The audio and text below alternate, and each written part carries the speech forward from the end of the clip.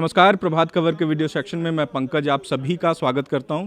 Budget आपके सामने है, लेकिन ज़रूरी है कि एक्सपर्ट की राय ली जाए और समझा जाए कि बजट आपके फ़ायदे में या कितना कायदे में है। तो सर, उम्मीदें कितनी पूरी हुई हैं इस बजट से? इसको दो पार्ट में बांट लेते हैं। Nationally it is a good budget. Overall जो फंड इन्फ्यूज़न की बात हो रही थी, जो बात हो रहा था कि इतने सारे फंड्स मार्केट में आएंगे, सरकार ने बहुत कोशिश की है लिमिटेड साधनों के साथ में। सरकार को अभी बहुत बूस्टअप भी है कि जीएसटी कलेक्शंस बहुत हाई हुए हैं। फंडिंग किया है इन्होंने, बहुत अच्छे इंफ्रास्ट्रक्चर में आ गया। हर घर जल हर घर नल योजना में उन्होंने एक अच्छा फंड दिया है। टेक्सटाइल पार्क की बात की है। तो कुछ कुछ एक क्षेत्र जैसे किए हैं जिसके अंदर फंड किया है। अगर हम लोग लोकल लेवल पे अपने स्टेट लेवल की बात करें या रीजनल लेवल की बात करें, तो हमारा ईस्टर्न स्टेट हमको लगता है थोड़ा सा डिप्राइव्ड रहा।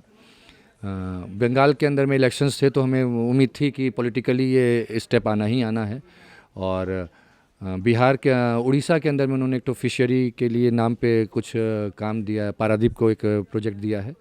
उसके अलावा झारखंड और बिहार, ये दोनों के नाम में स्पेसिफिकली कुछ भी नहीं मिला। अब हमें सेंट्रल पूल का जो फंड आया है, जो इंफ्रास्ट्रक्चर्स पे आने या जो बाकी जो सारे स्कीम्स में आने हैं, अब ये हमारा दायित्व बनता है, हमारे जैसे ऑर्गेनाइजेशंस का दायित्व बनता है कि और सरकार की मशीनरी का दायित्व बनता है कि वो फंड्स को हम कैसे मैक्सिमम से मैक्सिमम अपने स्टेट के अंदर ला पाएँ।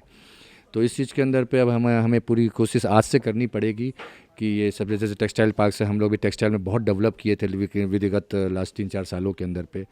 कुछ कारण से पेंडेमिक के बाद में कुछ स्थितियां ख़राब हुई हैं, मगर हमें उसमें वापस पीछे पड़ करके ये सारी चीज़ों को डेवलप करना पड़ेगा। स्टेट को एक रोड मैप बनाना पड़ेगा कि किस ढंग से हम आगे बढ़ें और बढ़ करके आगे करें। तो ये सारी चीज़ें हैं।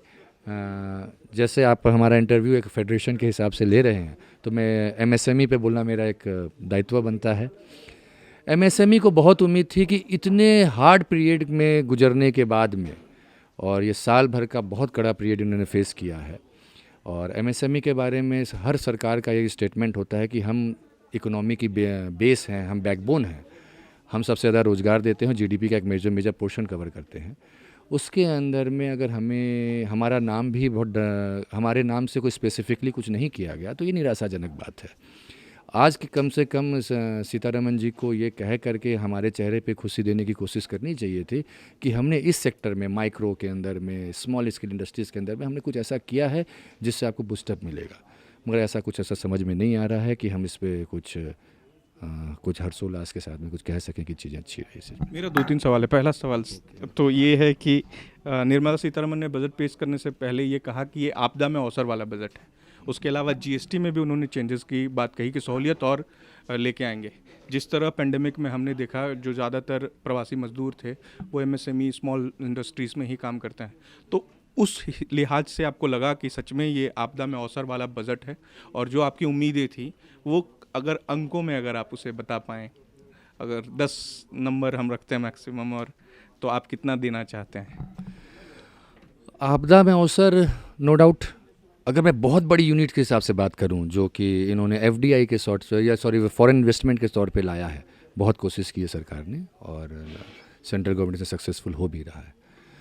मगर एक पर्टिकुलर क्षेत्र विकसित हो और दूसरा क्षेत्र रह जाए, तो सर एक देश के मुखिया का रोल ये नहीं हो सकता है। उन्हें हर क्षेत्र के अंदर में बराबर बंटवारा करना पड़ेगा। आज हम देखते हैं वेस्टर्न स्टेट्स जो हमारे हैं, वो सारी फल फूल रहे हैं, सारी चीज़ें हो रही हैं, वहाँ पर सारे इन्वेस्टमेंट्स आ रहे हैं, सब कुछ आ रहे हैं। अगर किसी कारणवश अगर हमारा ये क्षेत्र नहीं भी सक रहा है, तो उनका दायित्व होता है कि इस एरियाज़ के अंदर में चीज़ों को डाइवर्ट करवाएं। तो इस चीज़ के अंदर मैं समझता हूँ कि सरकार फेल कर रही है। सेंट्रल गवर्नमेंट को हर आदमी को एक नज़र से देखना पड़ेगा और हर क्षेत्र को उनको विकसित करना पड़ेगा। दूसरा क्या था आपका उसका? दूसरा मैं आपसे पूछ रहा हूँ, एमएसएमई के हिसाब से अगर आप नंबर दें, स्केल 1 to 10 में कितना रेट करेंगे? एमएसएमई के हिसाब से नहीं, मैं ओवरऑल आपको नंबर दे सकता हूँ। एमएसएमई तो बहुत ही, मतलब we are very disappointed regarding that, but अगर आप कहेंगे कि ओवरऑल दे, तो मैं 6-6.5 अंक दे सकता हूँ। अब माइग्रेंट लेबर की आपने बात की, तो सरकार ने इस सेक्टर को संभालने की बहुत कोशिश की है। मैं ये बहुत उनकी तारीफ़ करूंगा इस मैटर के अंदर पे कि उन्होंने जो एक राशन कार्ड के ऊपर में सारे देश के अंदर में जो व्यवस्था चालू की हैं, या और भी उन्होंने कुछ हाउसिंग इस सब का भी कुछ किया है। It is a very good call. और अगर ये सेक्टर माइग्रेंट लेबर्स हैं या जो ये तबका का जो हमारा लोग, अगर ये मजबूत हो जाता है तो देश मजबूत होता है, इसमें कहीं कोई दो राय नहीं है। और इंडस्ट्रियलाइजेशन में नो डाउट थोड़ी सी हमें अफसोस रहा कि इसके अंदर में स्पेसिफिक होने चाहिए थे, बहुत क्लैरिटी होना चाहिए था कि आज जो भी बजट सुन रहा था बंदा, वो जब उठ करके जाता तो कम से कम चेहरे पे वो हंसी लेके जाता कि नहीं, सरकार ने कुछ करने की कोशिश की है। और ये चीज़ है। और फिर मैं वापस रिक्वेस्ट करूँगा, अब स्टेट गवर्नमेंट का बहुत मेजर रोल है हमारा कि हम ये सारे प्रोजेक्ट्स को, जो फंड्स जो सेंट्रल ने एलोकेट किया है, उसको हम अपने झारखंड के अंदर लाने की कोशिश करें।